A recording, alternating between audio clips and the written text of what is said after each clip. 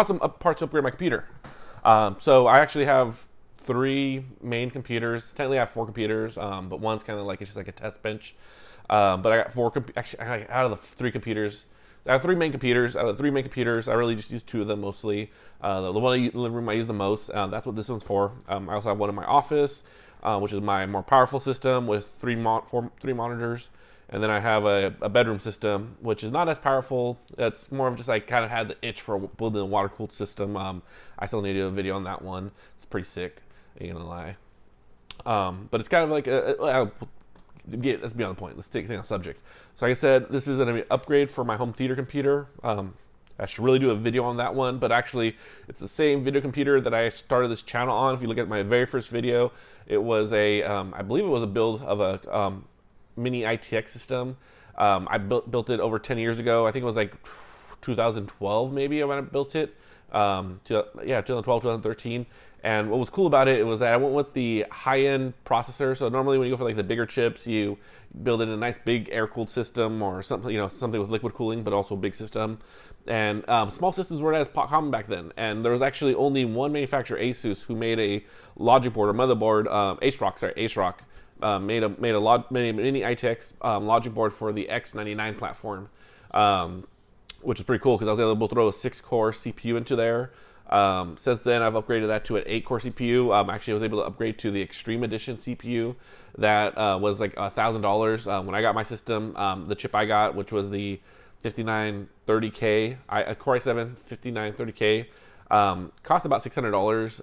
I got it through the Intel retail accommodation, which I got for like $180, which was a steal, and it was a great system, and I was really happy with it.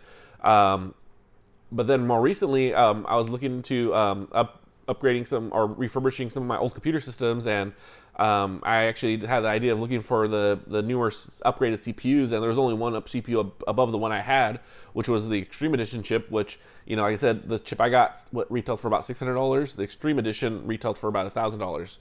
So I was never going to get it. But recently, I seen that some people were selling them used for $50. I picked it up, and I've upgraded my system to an 8-core system, so I have no need to replace it, because even though it's almost a decade old, hardware is barely catching up to it. Like, I think it's kind of comparable, if not, comparable to like a modern Core i5 in terms of performance. Probably uses a lot more power, but still.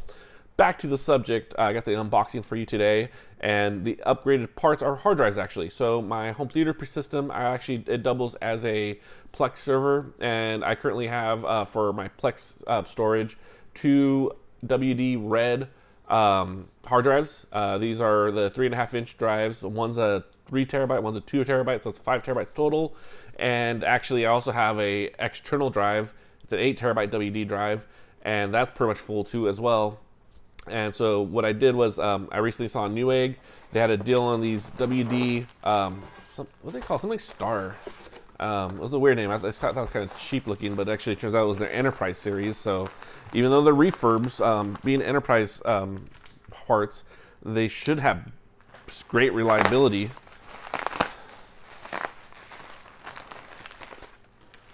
Huh. This is weird. It kind of looks like a different brand. Maybe it's the right one. What's the size? Capacity 10 terabytes, so that's what we're looking for.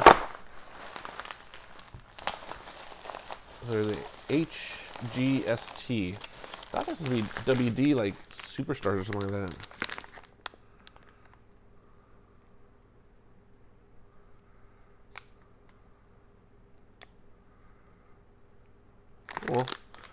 Well, there we go. So, these are supposed to be refurb drives. Both of them are different. I can see the logos are different. This one has a logo here, that one has a logo there. But they're 10 terabyte drives, so this is 20 terabytes total. I'm going from 5 terabytes to 20 terabytes. And so I was actually thinking about rating these together, so I just see that as one 20 terabyte drive. I'm not sure. I'm still up on the fence on that. Now I can't install them right away because I'm going to need to transfer some data, and I'm thinking about using a dock. So I have a hard drive dock here. Probably only going to do one at a time just because this is USB 2.0, and it's going to be dog shit slow. But I'm going to copy the data, I don't have to do the WD drive. I can do the WD drive later, but all the data on the two drives, so the 2 and 3 terabytes, so 5 terabytes total, I'll transfer to one of the drives. Then I'll install these both, and then I can transfer the data from the WD 8 terabyte to this one right here, and then this will be the drive that I'll start storing my movies on going forward. Gamers would follow the YouTuber's example and build their own PC from used hardware instead of buying a PlayStation 5. You're right, and that's exactly our point with exercises like this and with Scrapyard Wars, is that they should. In one of the Scrapyard Wars, I made my own.